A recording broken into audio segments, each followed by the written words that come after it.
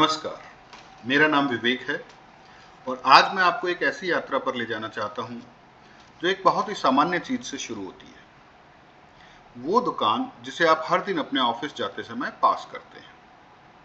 आपको वो दुकान याद है जहाँ आकर्षक डिस्प्ले, मददगार स्टाफ और वो एहसास होता है कि चाहे आपको जो भी चाहिए वो यहाँ मिल जाएगा।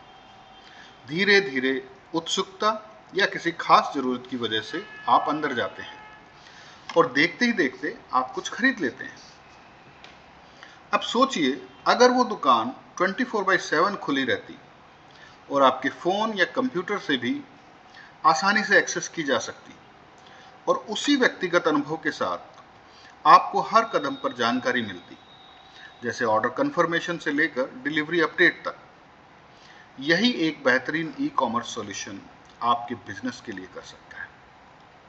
चाहे आप एक B2C ब्रांड हैं जो व्यक्तिगत ग्राहकों तक पहुंच रहे हैं या एक B2B ऑपरेशन जो थोक ऑर्डर संभाल रहा है, आपकी ऑनलाइन दुकान हमेशा आपके ग्राहकों के लिए उपलब्ध होनी चाहिए जब भी वे खरीदारी के लिए तैयार हों, और ऐसा अनुभव प्रदान करना चाहिए जिससे वे खुद को विशेष और अपडेटेड महसूस करें।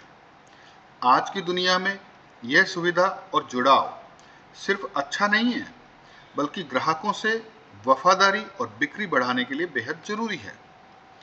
हमारा ई कॉमर्स सॉल्यूशन इन सिद्धांतों पर बनाया गया है। यह अपने बिजनेस को ऑनलाइन चलाने के लिए भरोसेमंद, सुलभ और संचार व्यवस्था प्रदान करता है। आइए देखें कि हम कैसे आपके ग्राहकों के लिए ये अनुभव ला सकते हैं, चाहे वे कहीं भी हों और जब भी उन्हें ज़रूरत हो। ये हमारे एक डेमो वेबसाइट का फ्रंट एंड है। मैं सीधा आपको डैशबोर्ड में लेके चलता हूँ, क्योंकि एज एन एडमिन आपको डैशबोर्ड के फीचर्स के बारे में जानना अत्यंत आवश्यक है। ये हमारा डैशबोर्ड है। This e commerce website enables you to reach more and more customers in very convenient way. आइए इस डैशबोर्ड के बारे में थोड़ा सा जानते हैं और फिर मैं इसमें, वैसे तो काफ़ी सारे मॉड्यूल्स हैं, पर ये वीडियो स्पेसिफिकली इस ई कॉमर्स मॉड्यूल को एक्सप्लेन करने के लिए बनाया गया है। डैशबोर्ड के अंदर आप देख रहे हैं कि जितने नए ऑर्डर्स आए हैं उनमें से सक्सेसफुल पेमेंट कितने की हो गई, पेमेंट कितने अमाउंट की फेल हो जाती है, पेंडिंग कई बार ऑर्डर बीच में छोड़ देते हैं कस्टमर्स, और कितने ऑर्डर डिलीवर हो चुके हैं लास्ट 30 डेज में। ये ऑर्डर का मंथली कंपैरिजन है जिससे आपको अपने बिजनेस की हेल्थ का पता चलता रहता है। और ये टॉप 5 परफॉर्मिंग प्रोडक्ट्स का यहाँ पाई चार्ट आता है। इसके अलावा यहाँ पे लेटेस्ट ऑर्डर्स भी आपको डैशबोर्ड में ही दिखाई दे जाते हैं। अभी हम इस ई कॉमर्स मॉड्यूल को थोड़ा अंदर तक इसके बारे में जानेंगे कि क्या क्या फीचर्स इसके अंदर हैं। देखिए, फाइनली तो जिसके बारे में as an e commerce owner आपको इंटरेस्ट है वो है ऑर्डर्स। तो सबसे पहले हम ऑर्डर्स की रिपोर्ट पे चलते हैं। जब भी कोई नया ऑर्डर आता है वो इस लिस्ट में आ जाता है। ऑब्वियसली आपके पास ईमेल नोटिफिकेशन, SMS नोटिफिकेशंस जाते हैं। अभी इसके अंदर आपको ये पेमेंट स्टेटस यहाँ पे बताता है। साथ में ये भी बताता है कि ये इस कस्टमर का कितने नंबर का ऑर्डर है।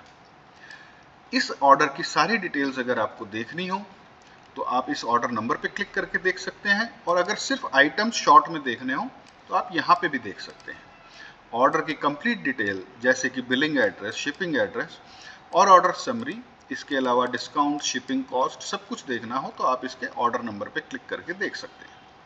साथ ही साथ इस ऑर्डर पे अगर आप इसको यहाँ पे प्रिंट करना चाहते हैं तो प्रिंट करके भी देख सकते हैं।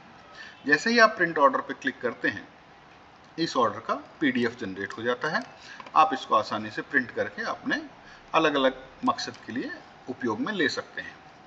अपडेट शिपिंग में जब आप शिप कर देते हैं तो आप यहाँ पे शिपिंग डिटेल्स, कैरियर वगैरह की डिटेल्स डाल सकते हैं, और जैसे ही आप इसे सेव करेंगे कस्टमर के पास एक नोटिफिकेशन भी चला जाएगा। जब ये ऑर्डर डिलीवर हो जाता है या कोई और आपको इसका स्टेटस अपडेट करना है तो वो भी आप यहाँ से कर सकते हैं। हर स्टेटस अपडेट पे कस्टमर को नोटिफिकेशन जाते हैं। अब इस ऑर्डर, ये साइकिल तो आपने फाइनल, ये स्टेज तो फाइनल ऑर्डर का है। बट यहाँ तक पहुँचने से पहले आपको बहुत कुछ इसके अंदर सेटिंग्स करनी होती है। सबसे पहले आपको कस्टमर्स की अगर लिस्ट देखनी हो तो ये यहाँ से हम देख सकते हैं, बट हम इससे भी पहले प्रोडक्ट पे चलते हैं, क्योंकि जो फर्स्ट स्टेज है किसी भी ई कॉमर्स का वो प्रोडक्ट क्रिएट करने का ही होता है। ऐड प्रोडक्ट में जब आप जाते हैं तो यहाँ पे आप देखेंगे कि आपके पास एक प्रोडक्ट टाइप आ रहा है, सिंपल और वेरिएबल। मैं अभी आपको बताता हूँ कि सिंपल और वेरिएबल का क्या मतलब है। अगर आप एक प्रोडक्ट जैसे स्कूल बैग है जिसके कोई और वेरिएशंस नहीं है और वो अपने आप में ही एक सिंगल प्रोडक्ट है, तो उसको हम सिंपल प्रोडक्ट में लेते हैं।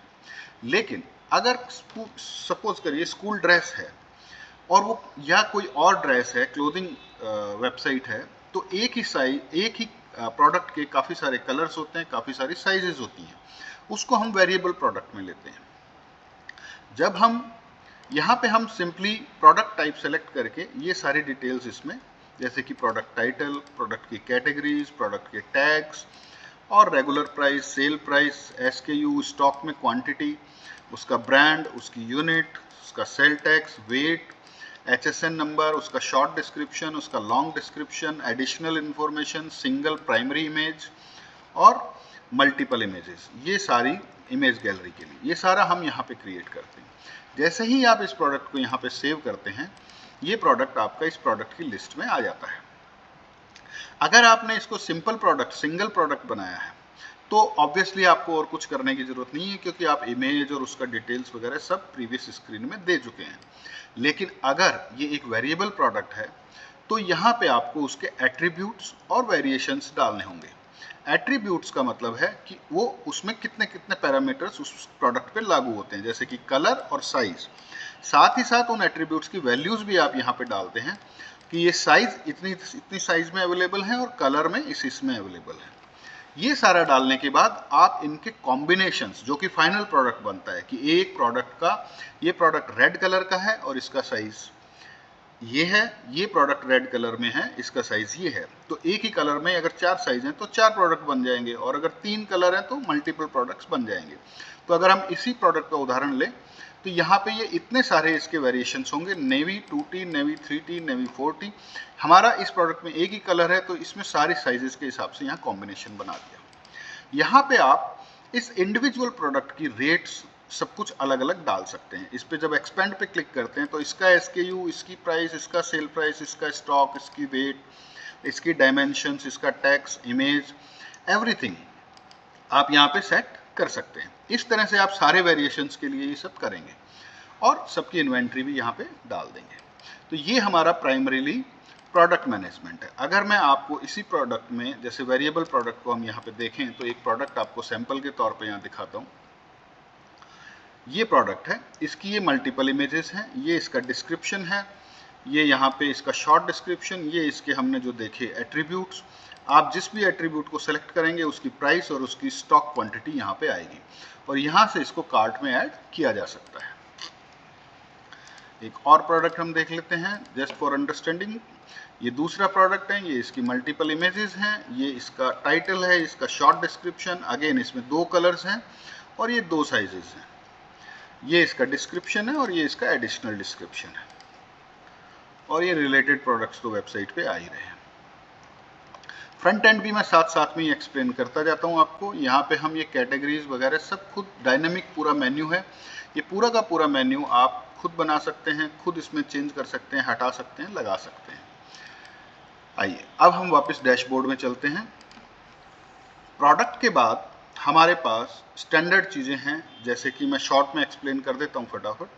कैटेगरीज, सब कैटेगरीज, आपने प्रोडक्ट ऐड करते समय देखा कि यहाँ पे जब हम प्रोडक्ट ऐड करते हैं तो हम यहाँ पे कैटेगरी और सब कैटेगरियाँ सेलेक्ट करते हैं, तो वो सारी की सारी जो हमें स्टोर करनी है वो हम कैटेगरी और सब कैटेगरी में जाके करते हैं। अब एक इम्पॉर्टेंट पार्ट यहाँ पे मैं आपको बताता हूँ शिपिंग का। शिपिंग के इसमें 2 ऑप्शंस हैं, शिपिंग बाय वेट और शिपिंग बाय डिस्टेंस। तो आप वेट के हिसाब से, कार्ट के वेट के हिसाब से भी यहाँ चार्जेस लगा सकते हैं कि 0 से 10 तक का अगर वेट होता है तो ये चार्ज आना चाहिए, 11 से 21 यूनिट आपको थ्रू आउट द प्रोडक्ट आपकी वेबसाइट में सेम रखनी है सारे प्रोडक्ट्स की। तो इट डजेंट मैटर कि अगर आपने जैसे ग्राम्स में लिए तो ये 0 से 10 ग्राम तक का ये वेट लगाएगा, 11 से 21 तक का ये चार्ज लगाएगा।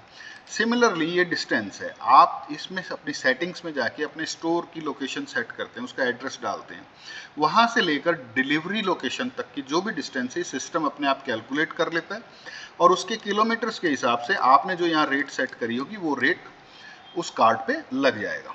तो ये शिपिंग चार्जेस का इसमें सिस्टम है।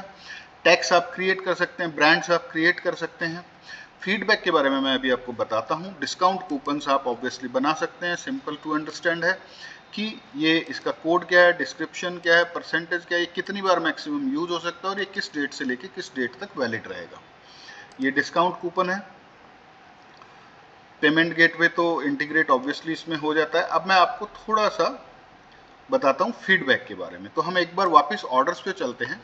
ऑर्डर्स पे मैं आपको दो चीज़ें बताना छूट गया था, वो मैं अभी आपको बताता हूँ कि इसमें depending on the order status हमारे को यहाँ पे ये दो बटन्स दिखाई देते हैं। मान लीजिए किसी का ऑर्डर बीच में ही रह गया तो उसको हम यहाँ से अबंडेंट कार्ट की मेल भेज सकते हैं ताकि वो अपना ऑर्डर पूरा कर सके। और किसी का ऑर्डर डिलीवर हो गया तो यहाँ पे आपके सामने फीडबैक मेल का भी ऑप्शन आ जाएगा। इसको क्लिक करके आप उसको जब मेल भेजेंगे तो वो उसके पास एक फीडबैक देने के लिए मेल चली जाएगी। तो जो इस ई कॉमर्स में फीडबैक का बटन है, इसका यही काम है कि हम यहाँ पे ऑर्डर के बारे में फीडबैक कस्टमर ने क्या दिया है वो यहाँ पे देख पाए। तो इस तरह से लगभग हमने इसमें सारा सिस्टम एक्सप्लेन कर दिया है। इन्वेंट्री रिपोर्ट में हर प्रोडक्ट की करंट इन्वेंट्री जो है वो आप हमारे सामने आ जाएगी। ये इन्वेंट्री हर ऑर्डर पे माइनस होती जाती है, ब्लॉक होती जाती है और दैट्स इट। तो अभी तो ई कॉमर्स के लिए, खाली ई कॉमर्स के लिए मैंने एक्सप्लेन किया है। इसमें बहुत ही इंपॉर्टेंट जुड़ी हुई चीज़ जो इस प्रोडक्ट के साथ आती है वो है ईमेल मार्केटिंग और लीड मैनेजमेंट। ये मैं D2C के लिए बात कर रहा हूँ और B2B के लिए हमारे पास एक होलसेल का भी मॉड्यूल है जो होलसेलर्स के लिए बहुत ही उपयोगी है। इसके बारे में हम बाद में अलग से वीडियो में बात करेंगे। फिलहाल के लिए ई कॉमर्स के बारे में इतना ही। धन्यवाद।